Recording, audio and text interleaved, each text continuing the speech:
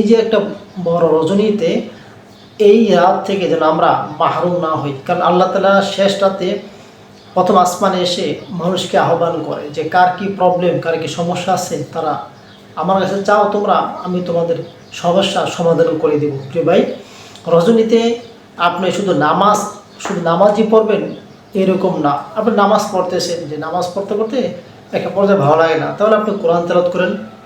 কোরআন তেলাওয়াত করতে করতে ভালো লাগে না, তারপরে এটা বাদ দিয়ে হাদিস কিছু পড়েন, অথবা দিনী করে আলোচনা করেন বা দিনী কথাবার্তা বলেন।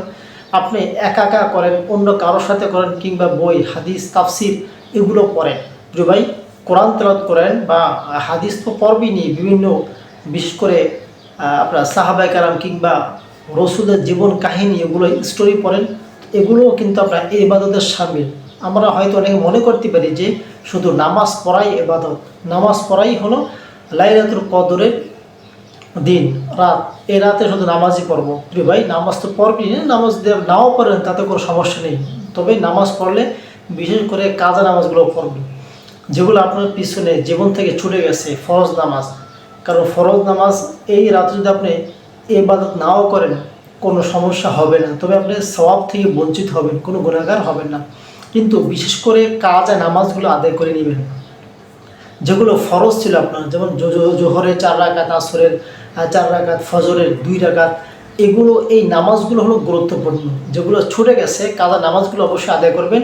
আর যদি আপনি নামাজ পড়তে পড়তে ভালো লাগে না, তাহলে আপনি অন্য কোনো আমল করেন, কিংবা কারো বক্তব্য শুনে, ওয়াজ নসিহত শুনেন। এগুলো শোনার দ্বারা শরীর হয়তো প্রফুল্ল বা চাঙ্গা হবে। ঘুম ঘুম ভাব আসলে আপনি চা, কফি ইত্যাদি এগুলো আপনি খেতে পারেন। প্রিয় ভাই, যাই হোক, যেহেতু 1000 বছরের চেয়েও একটি শ্রেষ্ঠ রাত, এই রাতে রাসূলুল্লাহ সাল্লাল্লাহু আলাইহি ওয়াসাল্লাম রমজানে বেশি বেশি বেশি এই দোয়াটা পড়তেন, আল্লাহুম্মা আফুন কারীম তুহিব্বুল আফওয়া ফাফু আন্নি। বিশেষ করে রমজানের শেষ দশকে আম্মাজান আয়েশা রাদিয়াল্লাহু আনহা থেকে বর্ণিত, রাসূলকে জিজ্ঞাসা করেছে যে কোন দোয়াটা আপনি বেশি বেশি পড়েন, তখন রাসূল এই দোয়াটার কথা বললেন, আল্লাহুম্মা ইন্নাকা আফুন তুহিব্বুল আফওয়া ফাফু আন্নি। হে আল্লাহ, আপনি আমাকে ক্ষমা করে দেন, আপনি তো ক্ষমাশীল, আপনি ক্ষমা করতে ভালোবাসেন, অতএব আপনি আমাকে ক্ষমা করে দেন। লাইলাতুল কদর, পুরো রমজান মাসটাই হলো দোয়ার মাস। এই রমজান শুরু থেকে এবং মানে শেষ পর্যন্ত পুরো রমজান মাসটাই হলো আল্লাহর কাছে পানা, মাগফিরাত, ক্ষমা এবং দোয়া দুরুদের মাস, ইবাদত বন্দেগীর মাস। প্রিয় ভাই, এই রমজান মাসে আল্লাহ তাআলা কোরআন নাজিল করেছেন, বিশেষ করে লাইলাতুল কদর।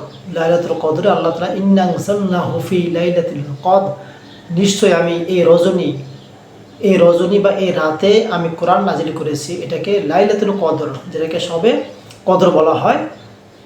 রমজানের শেষ দশকে এমন একটি রজনী বা রাত আছে, যে রাতে 1000 মাসের তুলনায় শ্রেষ্ঠ।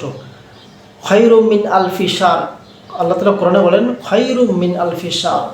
এই রাতে 1000 মাসের চেয়েও একটি দিন, যে দিনে ইবাদত বন্দী করা মানে অন্যান্য দিনের 1000 মাসের সমান। তো ভাই, একদিন, এক রজনী, এক পূর্ণাঙ্গ একটা দিনও না, মাত্র একটা রজনী রাতে, এশারের পর থেকে ফজরের আগ, সুবে সাদিকের আগ পর্যন্ত, এ পর্যন্ত ইবাদত করা মানে কি 1000 বছর। 1000 বছর ইবাদত করার সমান, যেটা 83 বছর 4 মাস। যে ভাই, 83 বছর 4 মাসের ইবাদত করার সওয়াব আপনি পাবেন। 83 বছর অনেকে তো বাঁচে না, 80 বছর পর্যন্ত সাধারণত খুব কম মানুষই বাঁচে। যাই হোক, এই